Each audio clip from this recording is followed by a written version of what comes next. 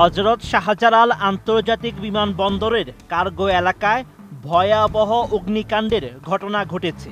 এই আগুন নিয়ন্ত্রণে কাজ করছে ফায়ার সার্ভিসের ৩৭টি ইউনিট। এছাড়া আগুন নিয়ন্ত্রণে ফায়ার সার্ভিসের পাশাপাশি কাজ করছে সেনা, নৌ এবং বিমান বাহিনী। ১৮ অক্টোবর দুপুর ১:২টার দিকে আকস্মিকভাবে এই আগুনের সূত্রপাত ঘটে। আগুনের কারণে সাময়িকভাবে সব ধরনের বিমান চলাচল বন্ধ রাখার ঘোষণা দিয়েছে বিমানবন্দর কর্তৃপক্ষ। এছাড়া ঢাকাগামী ফ্লাইটগুলো চট্টগ্রাম ও সিলেট আন্তর্জাতিক বিমানবন্দরের দিকে ঘুরিয়ে দেওয়া হয়েছে। আর নিরাপত্তাজনিত কারণে ঢাকাগামী কয়েকটি ফ্লাইট বিকল্প রুটে পাঠানোর কথাও জানিয়েছে কর্তৃপক্ষ।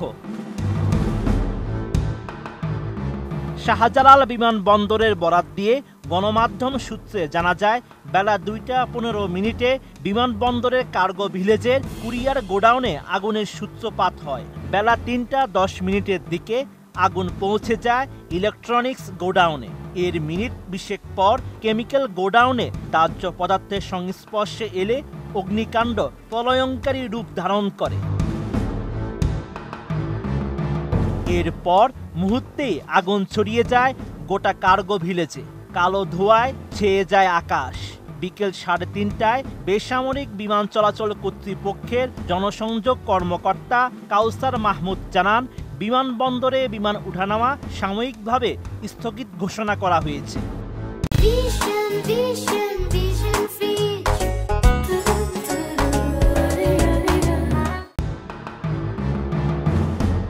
এরপর ঢাকাগামী বেশ কয়েকটি ফ্লাইটকে বিকল্প রুটে পাঠানো হয়। এর মধ্যে চট্টগ্রাম ও কলকাতায় একাধিক ফ্লাইট অবতরণ করেছে।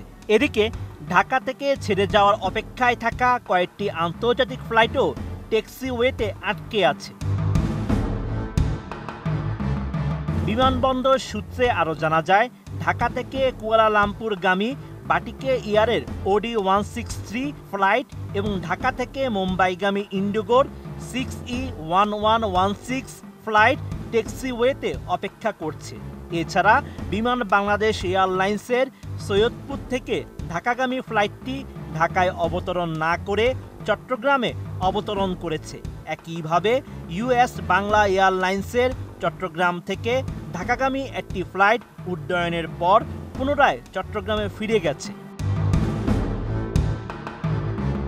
কুরিয়ারের মাস্টার এয়ার কোম্পানির CNF এজেন্ট মোহাম্মদ রোকন মিয়া জানান, প্রতিদিন টন টন মাল কার্গো হয়ে আসে।